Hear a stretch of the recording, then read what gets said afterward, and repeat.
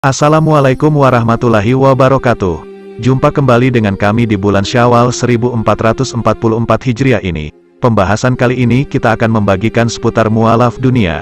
Bicara mualaf, tentu tidak habis-habisnya, seperti orang yang akan selalu lahir di atas fitrah dan kesucian Islam, hidayah datang tanpa melihat latar belakang unsur pekerjaannya. Kisah paling unik, pakaian dalam antarkan nenek ini peluk Islam. Bagaimana kisah unik ini? Ikuti video berdurasi singkat ini. Jika untuk hal yang kecil saja Islam memperhatikan, apalagi untuk hal yang besar, pikir nenek pencuci baju itu. Hidayah memang bisa menghampiri tiap orang dengan cara apa saja. Seperti sebuah fakta yang dikisahkan oleh Dr. Soleh, pengajar di sebuah perguruan tinggi Islam di Arab Saudi, saat ditugaskan ke Inggris. Dikisahkan, ada seorang perempuan tua yang biasanya mencuci pakaian para mahasiswa Inggris, termasuk pakaian dalam mereka.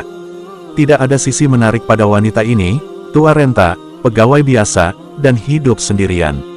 Setiap kali bertemu, dia selalu membawa kantong plastik berukuran besar yang terisi penuh dengan pakaian kotor. Untuk pekerjaan kasar seperti ini, penghuni rumah jompo ini terbilang cekatan di usia yang sudah terbilang uzur. Di Inggris, masyarakat yang memiliki anggota keluarga lansia biasanya cenderung memasukkan mereka ke panti-panti jompo. Dan tentu saja keadaan miris ini harus diterima kebanyakan para orang tua, dengan besar hati agar tidak membebani anak mereka. Nah, bagi wanita tua yang biasa dipanggil aunty atau bibi ini, profesinya sebagai petugas laundry, justru membuatnya lebih dekat dengan sepak terjang dan liku-liku penghuni asrama yang rata-rata adalah mahasiswa dari luar Inggris. Sang bibi paham betul kebiasaan para mahasiswa yang tinggal di asrama ini, selain belajar sehari-hari, adalah pergi clubbing sekadar, having fun. Banyak asrama memiliki bar, kafe, ruang duduk untuk menonton televisi, ruang musik dan fasilitas olahraga sendiri. Dan salah satu sisi negatif dalam pergaulan anak-anak muda Inggris adalah bila mereka sudah dekat botol miras, biasanya mereka akan mabuk. Dan dapat dibayangkan kekacauan yang terjadi. Muntah di sembarang tempat, kencing dalam celana dan sebagainya. Saat para penghuni asrama masih dibuai mimpi karena kelelahan abis clubbing semalaman suntuk. Tinggallah sang bibi memunguti pakaian kotor itu setiap hari. Dan terkadang harus diangkut dari kamar, jauh sebelum mereka bangun dari tidur. Kemudian disortir dengan teliti satu persatu berdasarkan jenis bahan, ukuran, warna dan yang lebih spesifik lagi dipisahkannya pakaian dalam dari yang lain. Waktu terus berjalan, sampailah suatu saat asramanya kedatangan penghuni baru, yaitu beberapa mahasiswa muslim dari Timur Tengah yang mendapat tugas belajar dari negaranya. Tampaknya si bibi ini betul-betul perhatian dengan apa yang dicucinya. Sampai-sampai dia tahu ini pakaian si A, ini si B dan seterusnya.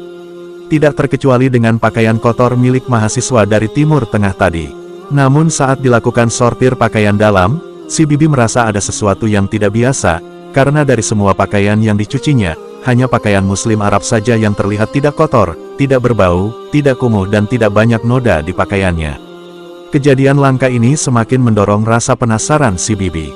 Lagi-lagi pencuci pakaian di asrama ini, selalu merasa aneh saat mencuci celana dalam mereka. Berbeda dengan yang lain, kedua pakaian dalam mereka selalu tak berbau. Maka masih dalam keadaan penasaran, si bibi memutuskan bertanya langsung dengan pemilik celana dalam itu. Saat ditanya kenapa, dua orang ini menjawab, kami selalu istinjak atau mencucinya setiap kali buang air kecil. Sang bibi bertanya lagi, apakah itu diajarkan dalam agamamu? Ya, jawab dua orang pelajar muslim tadi. Merasa belum yakin 100% dengan jawaban itu, akhirnya si bibi datang menemui salah seorang tokoh muslim yaitu Dr. Soleh, pengajar di sebuah perguruan tinggi Islam di Saudi yang sedang ditugaskan di Inggris. Wanita tua ini menceritakan keheranannya. Selama bertugas perihal adanya pakaian dalam yang aneh, maka ustadz ini menceritakannya, karena pemiliknya adalah muslim.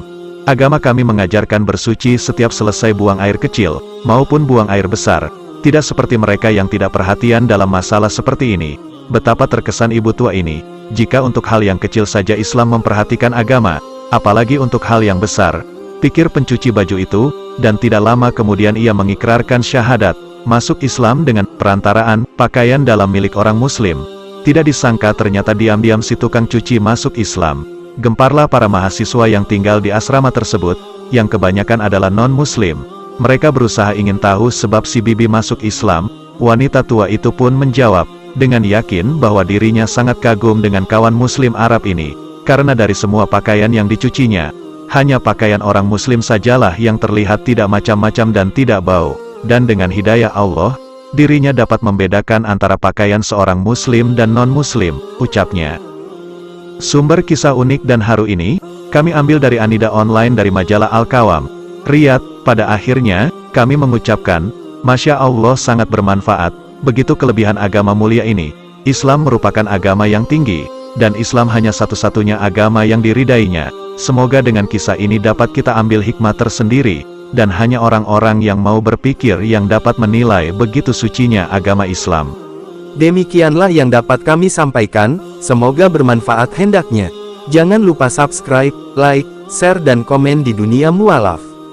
Wassalamualaikum warahmatullahi wabarakatuh.